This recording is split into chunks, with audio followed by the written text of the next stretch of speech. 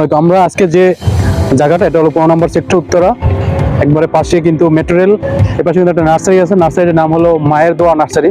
আজকে এটা আমরা ঘুরে দেখবো যে এই নার্সারি কি কি আছে। আমরা সবাই জানি যে একটা দেশ যে পরিবেশ বান্ধব হতে হলে কিন্তু 25% বন থাকতে হবে। সে জায়গায় কিন্তু আমরা সেভাবে উৎসাহ দিই না যে গাছ লাগাই, পরিবেশ বান্ধব একটা পরিবেশ তৈরি করি, সেরকমের আমরা করতেছি না। তবে এই নার্সারিতে অনেক গাছ আছে, আমরা সেটাই দেখবো যে কি কি গাছ আছে। সুতরাং একটু ভিতরে যাওয়ার চেষ্টা করি, দেখাবো যে এই নার্সারিতে কি কি মানে গাছ আছে, কি ফুল গাছ আছে এবং আনুষঙ্গিক সব জানাবো। আপনাদের অবগত জানাই, এটা হলো মায়ের দোয়া নার্সারি, যেটা আগারগাঁও সেকেন্ড গেট, শেরেবাংলা নগর, যেটা 15 নম্বর সেক্টর উত্তরা। ভরপুর অনেক গাছ আছে। আমরা সবাই জানি যে গাছ পরিবেশ বান্ধব। একটা দেশে 25% বন থাকলে সেটা কিন্তু স্বাস্থ্যকর বা পরিবেশ বান্ধব হয়, কিন্তু আমাদের দেশে সে পরিমাণ কিন্তু বন নাই এবং আমরা গাছ লাগার উৎসাহ পাচ্ছি না। তবে এই জায়গায় যে আমরা যে নার্সারি, হিউজ পরিমাণ গাছ আমরা যদি কিনে গাছ, বিভিন্ন গাছ আমরা লাগাই, বিশেষ করে ফুল গাছ কিন্তু ফুল মানুষকে কিন্তু এবং পরিবেশ দুটোই কিন্তু পরিবর্তন করে দেয় এবং ভালো রাখে। সেরকমই একটা মানে নার্সারিতে আমরা আসছি। অনেক অনেক ফুল গাছ, জানি না এই ফুল গাছ কি, এই যে কি সুন্দর ফুল গাছ আমরা দেখতে পাচ্ছি। এই যে সুন্দর, আমার মনে হয় নতুন ফুল দেখছি, এই গাছটা কখনো আমি দেখিনি ফুল। এই যে ফুল, এ সাইডে অনেক ফুল দেখতে পাচ্ছি, ফুল গাছ। পাশাপাশি লেবু গাছ, লেবু কিন্তু গাছে ধরছে। সুতরাং আপনারা এই জায়গায় কিন্তু উত্তরা যারা আসেন অবশ্যই নিতে পারেন। পাশাপাশি এই যে পেঁপে গাছ দেখতে পাচ্ছেন, পেঁপে গাছ লাগালে পরিবেশ বান্ধব এবং পরিবেশ, পাশাপাশি পেঁপেও খেতে পারবেন, কাঁচা এবং পাকা দুইটাই খেতে পারবেন। যেটা আমরা জানি কাঁচা পেঁপে ভিটামিন সি, যেটা মানুষের সবচেয়ে বড় ক্রাইসিসে ভোগে ভিটামিন সির কারণে, এবং পাকা পেঁপেও কিন্তু ভিটামিন ডি, যেটা আমাদের শরীরের জন্য খুবই খুবই উপকার।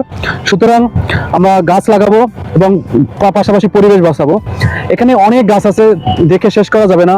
আম, জাম, কাঁঠাল, লিচি এবং বিভিন্ন ফল গাছ, এবং যে বিখ্যাত বরিশালের বিখ্যাত ফল বলা হয় আমড়া গাছ। আমরা আমড়া গাছ দেখতে পাচ্ছি, এই যে আমড়া গাছ, আমড়া ধরছে।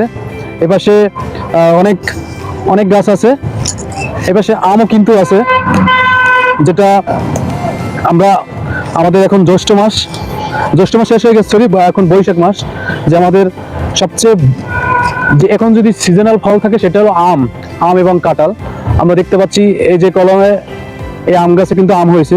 সুতরাং আপনি যদি আম গাছ কিনে নিয়ে যান, আপনি কিন্তু আগামী বছর আম খেতে পারবেন আপনার নিজের গাছে। এখানে অনেক গাছ দেখতে পাচ্ছি, অনেক গাছ মরে গেছে। যাই হোক, আমরা একটু ওই সাইডে যাবো, একটু ওই সাইডে দেখতেছে কি অবস্থা।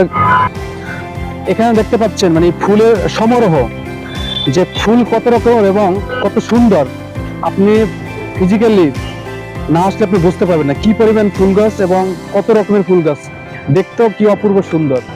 ফুলের রাজ্য বলা হয় এখন উত্তরা 15 নম্বর সেক্টরে। কত রকমের ফুল দেখতেছেন আপনি, এখানে আসলে আপনি ফুল কিনে নিতে পারবেন, দেখতেও পারবেন, এবং আপনার বাসার বিভিন্ন টপে কিন্তু ফুল গাছ লাগাতে পারেন। দেখেন এই যে রং বেরঙের ফুল গাছ, অভাব নেই, ফুল গাছের সমারোহ বিভিন্ন। এখানে কিন্তু পাহাড়ি বিভিন্ন গাছও দেখতে পাচ্ছি। পাশাপাশি এই যে কমলা লেবু দেখতে পাচ্ছেন, কমলা লেবু, এদিকে ফুলের অভাব নেই, হিউজ পরিমাণ ফুল, কত ফুল দেখতে। এই পাশে টপে দেখতে পাচ্ছি, ছোট ছোট টপে, এই টপেও কিন্তু ফুল গাছ অভাব নাই, অনেক ফুল গাছ। সুতরাং আপনি এখানে একটা দুইটা মানে শুধু ফুল গাছ না, 100 জাতের ফুল গাছ। আপনি আসলে অবশ্যই একটা আপনার পছন্দ হয়ে যাবে।